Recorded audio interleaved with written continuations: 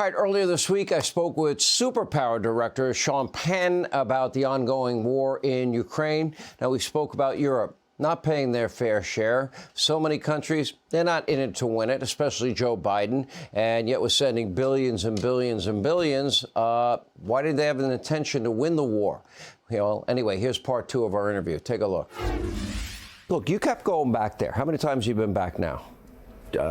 As of a few days ago, it was my 8th time. Okay, so you're going back, you're putting your life in war zones. I've been in war zones, not comfortable feeling. You're with the number one target when you're there, or when you get to see Zelensky. Mm-hmm. Convince conservatives, why should, if Europe won't step up and protect their own continent, which doesn't that infuriate you? That infuriates me. It does. And if we're all at the beach and somebody's kid's drowning and nobody else is going in, we still got to go get them. Fair answer. I'll give you credit. However, Europe we need to demand that they do their part. Demand it and insist on it. I think that's part of when I'm talking about decisive leadership. I don't think that. And also when I'm talking about this citizenry, look, forget the differences in our party or politics. We have to demand of leaders, of the media, context, clarity, decisiveness, leadership.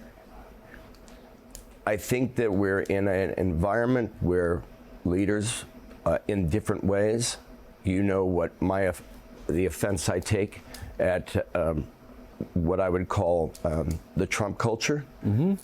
which has very little to do with anything Republican that I remember. It's actually very similar. They're an awful lot more populist and an awful lot less realistic about Russia and more romanticizing of strongmen. But that's and very afraid, very cowardly in the face of Donald Trump.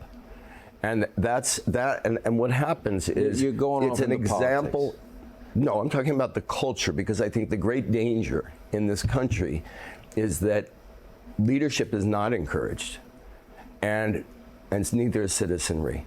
It's all become a mishmash that's got everybody so confused that, of course, with something as clear as the Ukraine war and everything it has to do with our principles as a country, our aspiration as a country, that we would fade on that is only a reaction to this distraction. When Donald Trump took out the caliphate, you know what? They wiped them to smithereens. The caliphate, all during the Obama-Biden years, grew, territory, and he wiped them out one by one. Is this when he invited the Taliban to Camp David you're talking about? No, I'm talking about... But let's talk... when Donald Trump did it, the Trump doctrine... Focus with me. Just track with me on this. Okay, I'll listen. When he beat the caliphate, because this is a part of what people want, and it actually fits in the words that you use regarding 9/11. He fought it to win it, and he won it. And it was over expeditiously. He wasn't playing games with the caliphate.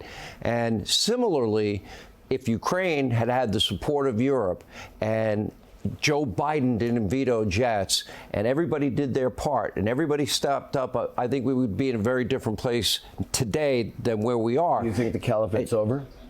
Oh, I think he blew them into smithereens. I think they're trying to rebuild for sure. I mean, evil exists and it's going to pop its head up, in any form, manifestation, name, whatever it takes on. Radicalists, they're there. Radical Islamists are a threat to the country. And what's the origin of the Islamists? I think it might be But you said poverty. You would have personally, extrajudiciously murdered 9/11 terrorists if you were president. Oh, it's a mistake. So that's like the Trump doctrine. You're more Trumpian than you think. What I felt is that a president, to be able to give the context, to give leadership at that moment. Look, we're both like this if somebody says, something like, oh, it's America's fault that this happened. However, if we're going to actually move the ball forward, well, what I wanted to see of a president was somebody say, you know what, I'm not going to consult White House counsel. Just so you know, I'm with you. I'm killing them. Talking about 9/11? I'm talking about 9/11. I wanted President Bush to basically say, if I have to go to jail, I'm going to jail, but I'm sending special operators in now. We're going to kill them. after that, he can say things that will reach across the globe and see that we recognize that the capitalist exercise, this experiment, like any other system is an experiment, has its flaws too, and it makes things harder for some countries that are in the shadow of, harder than they have to be, and that there was a way to kind of globalize the messaging and not only keep unity here after 9/11, but start to build a unity that also would collapse caliphates, because people are so desperate, and they think that the other guy's crazy. But when it gets to actual violence like this, if we're not willing to say that there is an origin to it, then there is no collapsing of anything. It continues. So that's what I was talking about. I did want the victims, and psychologically or literally the victims and their families, I did want them to know that this was not going to stand much more clearly than a random war in Iraq that had no connection to it whatsoever. Hey, Sean Hannity here. Hey, click here to subscribe to Fox News YouTube page and catch our hottest interviews and most compelling analysis. You will not get it anywhere else.